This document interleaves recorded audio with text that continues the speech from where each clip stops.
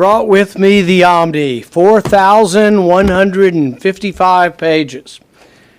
When was it produced? In the dead of the night, 1:30 in the morning when it was released. Now, people argue that it's conservatives' fault. You don't have the Christmas spirit. Somehow you're holding up government. Well, whose job is it to produce this? The people in charge of spending. The people in charge of both of the parties. When did they know that this would be necessary? Well, it's in the law, September 30th. You got 9 months, almost 10 months, to produce a plan, to have a spending plan. They weren't ready on September 30th, so they voted themselves 90 more days. They weren't ready last week either, so they voted themselves another week. And now we have it at 1:30 in the morning this morning. But what's the clamor? The clamor is to vote. Vote now. Let's get it done. Why are you standing in the way of spending? Well, the real question is this. What is more dangerous? What is more dangerous to the country? $1.1 trillion in new debt, or as Republican leadership likes to say, and they want 24 hours to process this, and then they want to go forward. I will be demanding 2 amendments. One, that this goes against the budget rules. The pay-go rules say you can't do this. You can't have all this new spending unless it's offset. We will also be demanding that the pay-go rules are increased. Instead of taking 60 votes to evade the rules, we're going to ask that it be a 2/3 vote to evade the rules. The American people don't want this. They're sick and tired of it. They're paying for it through the nose with inflation. Adding $1 trillion to the deficit will simply fuel the fires that are consuming our wages and consuming our retirement plans. It's a terrible system. Someone needs to stand up. We're standing up, and we're going to say no. Hello, friends. I have big news to share with all of you this Thursday afternoon. Data has just been released that shows that millions of dollars in crisis relief funds has not yet been distributed to eligible Americans. Many low-income households are anxiously waiting for the relief payments to arrive. So in today's video, I will be sharing with you the status of these checks, as well as if you are eligible to receive this stimulus money. So friends, please make sure that you watch until the end of this video. Also, I will be giving away a Walmart gift card every day this month. If you would like to enter these giveaways, all you have to do, friends, is click and like several of my videos, and then comment below the keyword of each video that you watch.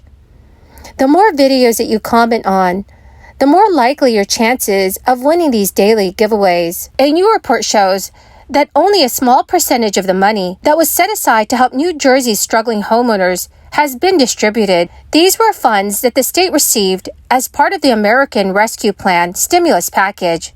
Analysts have shared records from the Housing and Mortgage Finance Agency that shows that the state had given out fewer than 4% of the funds from October 2021 through September 2022. The state of New Jersey rejected twice as many applications as it approved. New Jersey received a little more than $300 million, and of that, $270 million was supposed to go out for assistance. This money is to help prevent foreclosures for people that owe money on their mortgages, property taxes, homeowners insurance, or HOA fees or dues. The program's been up and running for about 1 year, and New Jersey has only passed out about $10 million, which is about 4% of the total funds. That is a much slower pace than in other states. Many New Jersey residents are very concerned about this. So friends, what are your thoughts on this? Please let me know your thoughts in the comment section below. A new tax relief program for Maine homeowners over the age of 65 has been proven to be quite popular in its first year. The program allows Maine homeowners aged 65 and older to have their property taxes frozen at the previous year's level, as long as they meet a few requirements. Applications closed earlier this month. The Maine legislature approved a few $100,000 earlier this year to get the program up and running. But more state lawmakers will need to set aside more during this legislative session, at least to partially reimburse municipalities for the cost of providing property tax benefits. Treasurer Stacey Garrity of Pennsylvania also wants to make sure that Pennsylvanians who use the state's property tax rent rebate program know about the one-time bonus rebates that is available this year. The Pennsylvania Treasury Department has already started sending the one-time rebate payments to all eligible applicants who are set to receive direct deposits. The legislation expands payments by 70% for 1 year. Friends, the key word for this video today is oatmeal cream pie. If you would like to enter the next Walmart gift card giveaway, please make sure that you click and like several of my videos and then comment below this keyword, which is oatmeal cream pie, and additional keywords of any video of mine that you watch. And do make sure, friends, that you're also subscribed to my channel. Remember, friends, that the more videos you watch and leave a keyword on, the greater your chances of winning these daily giveaways.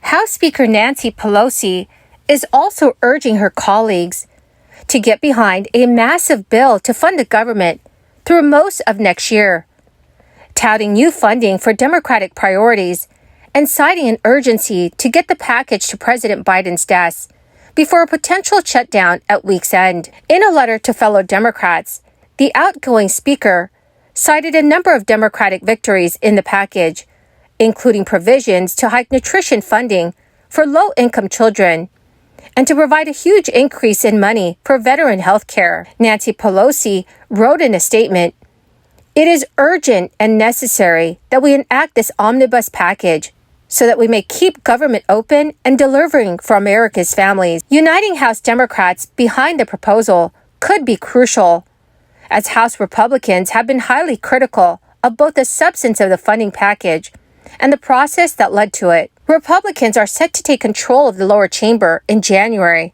and they've been urging GOP senators to oppose a long-term spending bill in favor of a short-term patch that would grant the incoming House Republican majority more leverage in the negotiations. House Minority Leader Kevin McCarthy, who is trying for the Speaker's gavel next year and needs the support of conservatives to get it, has joined critics, breaking with Senate Minority Leader Mitch McConnell, who is supporting the legislation. Kevin McCarthy is putting more pressure on Pelosi and Democrats to rally behind it.